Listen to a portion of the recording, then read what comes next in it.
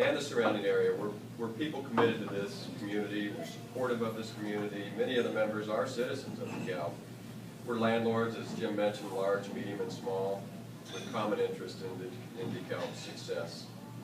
DARA members are concerned about the pending ordinances at the City of DeKalb and the potential ramifications of licensing and inspection. The goal of this press conference is to discuss the actual need for these ordinances. We question the need for a change in policy and insist that many city improvements to health and safety can be achieved through the current laws.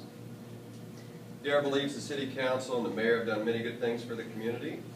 We thank these people for their commitment. We support the new police station, the hiring of the new police, the firemen. They've made a great choice in the new police chief, Lowry. We see a very positive direction with him in charge.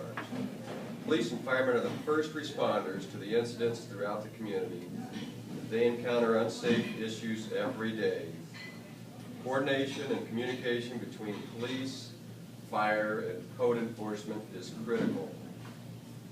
Improving this communication and enforcing the current codes will improve safety and quality of housing more than any of these proposed ordinances. While DARA feels that the intention of providing safe and quality housing is a positive, the licensing approach is not. We just don't believe that there's a real need demonstrated for these changes in the housing policy. Certainly not enough to warrant such a drastic change. A great deal of time and money has been invested in developing these ordinances. In our opinion, sufficient evidence has not been presented to suggest DeKalb's housing stock has declined.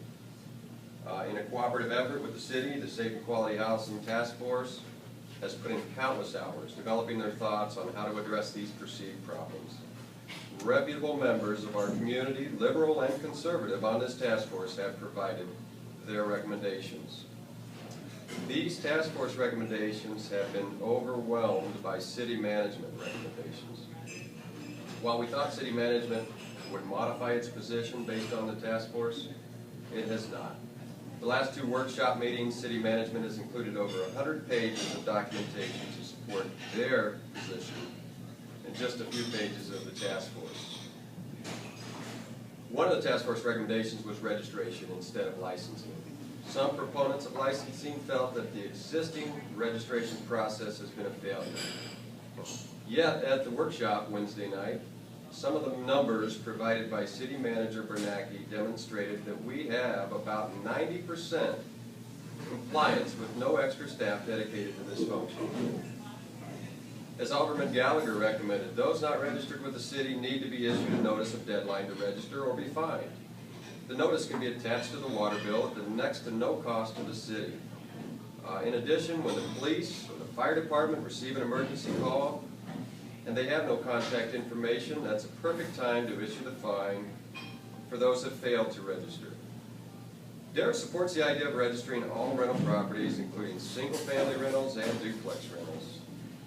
A large concern to the City Council, including Alderwoman Lash, is what staffing requirements are needed to enforce licensing and inspection. The answer from the city manager is vague at best. Depending on the level of inspection, some have estimated as many as 10 additional staff members that would cost the city an estimated $1 million per year. These pending ordinances go against the very core of our organization's belief and restrict our property rights more than ever.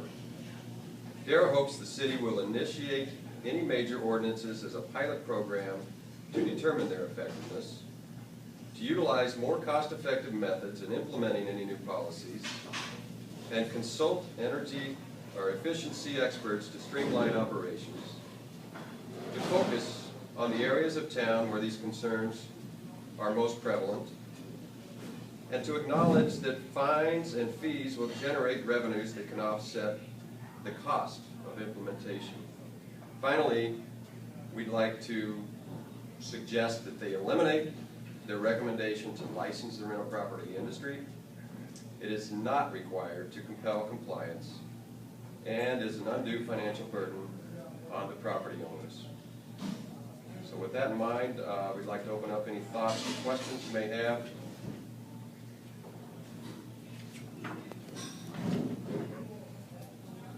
one note while we're thinking here, the single